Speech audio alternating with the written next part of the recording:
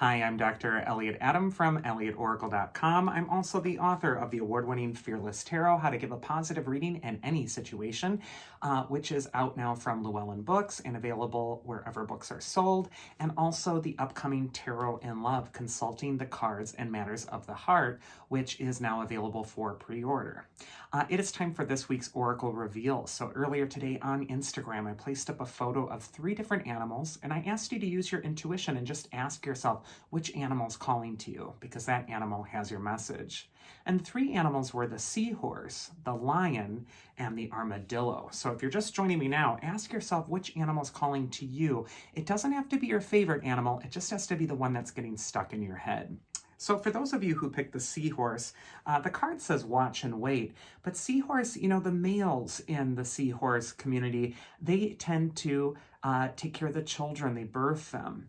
And so seahorse is long associated with sort of bending gender roles or expectations. So if you're attracted to seahorse, this could be a time when you're also going to be attracted to embodying some of the qualities of whatever gender you don't identify with, and really incorporating those strongest qualities to your own life at this time. Because all of us have different levels of different genders within us. And so this could be the time when you really want to tune into the part of yourself that feels neglected or feels like it could offer something to the situation. First card for Seahorse is where it's best to place your focus this next week. And we actually get the 10 of Pentacles, which for me is a card of legacy. It's also a card of time. You can see that old man in the center of his family, and he's reflecting back on a life well lived. When this card comes up, it could be a time when you're really tuning into your long-term projects. You're also giving yourself maybe some time to fully flourish and really develop your legacy. Because the 10 of Pentacles is all about building something stronger for the future, something that's going to be here long after you're gone. This is a card of leaving your own legacy. And this could be imprinted on family or loved ones or your community or through some special work that you're doing that's very important. But whenever we see the 10 of Pentacles, it says that this is going to be a time to keep your eye on the long game, the long-term result. And this is also a really nice reassuring card for security, especially when it comes to family, your community, your tribe. This could be a time when you're really seeking out that support in order to get to where you want to go. The second card is going to be advice from your inner wisdom if we pick the seahorse and we actually see the Queen of Wands reversed. Now, upright, the Queen of Wands is confident. She's the actress of the tarot. She walks into any room and elevates the energy. But when she comes up reversed, she could be foretelling a time when you're starting to doubt yourself a little bit. Maybe your confidence is starting to wane.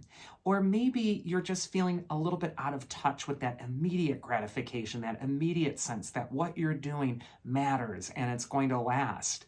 And so that earthy Pentacles, 10 of Pentacles card can sometimes subdue some of that fire that the Queen of Wands would be representing upright.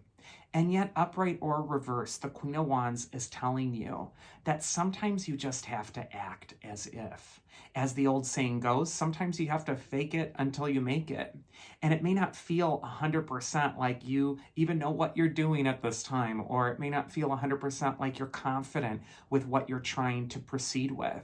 And yet, what you're needing to do is still infuse that positive energy into your projects at this time.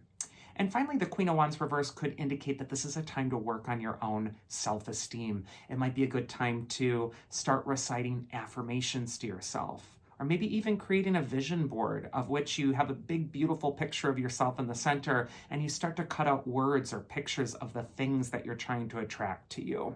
But it's just time to shift your perspective and get on your own side. Don't work against yourself, especially when it comes to your long-term success. And the mythic archetype that will help you with this is actually Apollo. He's the god of light and music and divination and prophecy. And Apollo is all about turning toward the light. The Queen of Wands even holds that sunflower, which is constantly turning its face toward the light. And so this is going to be a time where you're really going to be tested. There is something that you're working on long term, that it's a grind, it's tough. And yet you're needing to stay focused on your spirit, maybe do some spirit work and really get back in touch with the light within you. This is what's really going to lead toward a breakthrough for you as well. And finally, Apollo could just indicate it's time to shift your mood with music, or maybe even giving yourself a reading. It could be a time to do some divination or just look inward. But I think this is an important week for spirit work for the Seahorse. Next, we got the Lion spirit, and the card says, be generous of spirit. And Lion is the king, it's the leader.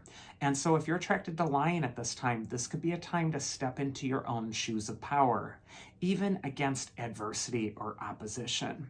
It's also time to be brave. You know, the story of the lion and the Wizard of Oz who's looking for his courage. It could be a time that you're really needing to realize that that courage already resides within you, and that you need to stop praying for or wishing for the bravery to handle what's in front of you, and instead reach down deep inside and pull out that part of you that can really handle the challenge in front of you.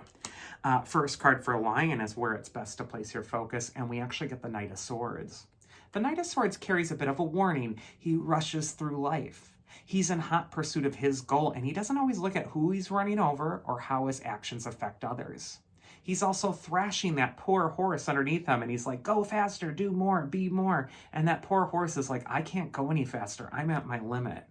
The horse is a symbol for your body, and the knight is a symbol for the cruel taskmaster within. So this could be a time when you're really more gentle with yourself, you're taking your time, and you're not rushing toward your goal. Instead, you're really checking in with your body and treating yourself with some compassion.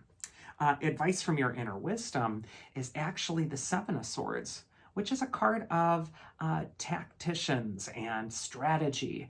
The Seven of Swords shows a figure who's hatching a plan to defeat the army that's behind him. And he can't fight them all by himself, so he's going to outwit them by stealing away their swords. So this could be a time when you want to think smarter and not work harder if you're attracted to the lion. And the mythic archetype that could be helping you with that is Hephaestus, the god of the forge. He's also the god that has to do with your work. And so this could be a time to really infuse the tasks at work in your leadership capacity and to really think of things strategically. How am I going to come up with a plan? How am I going to break this up in a way where I'm not ending up stressing myself out too much about it, but instead I'm being really smart about it? This could be a time to really come up with that firm plan. And then finally, the Armadillo spirit says set healthy boundaries. And Armadillo has the shell. And boundaries are so important with Armadillo. This could be a time when you're speaking up, when you're not allowing your boundaries to be overstepped. And setting up a boundary doesn't mean being mean.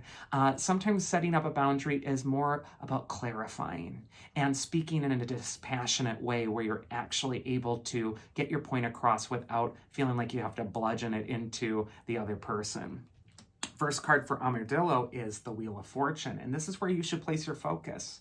The Wheel of Fortune is telling you to place your focus on your center. Don't get too wrapped up in the external things that you have no control over. Instead, seek your own center. It might also be a time where you're really placing a boundary around your center. This might be a time when there's, your innermost spirit life, the work you're doing, your soul's work, that you're not opening that up to just anyone to pick at or to make a judgment about, but instead you're really keeping that sacred part of yourself in a sacred space. So I just think sacred space for some reason with Armadillo. Advice from your inner wisdom is actually the Magician card, which reminds you that you're limitless. We have two major arcana cards here for Armadillo, so this could be a time when you really want to access what's highest within you. And the Magician is also the one who takes control of the objects on the altar in front of him. He's able to shape events instead of being shaped by them. So I just think that this is a time to reach for what's higher, reach for what's sacred if you're Armadillo, and place a boundary around it. And then finally, the mythic archetype that's going to help you is Chiron. He is the healing god in the tarot. He's the centaur. He represents the wounded healer. And he also has the key in astrology, as an astrological symbol, as that key. So this could be a time where you're unlocking your healing by also protecting what's most vulnerable within you.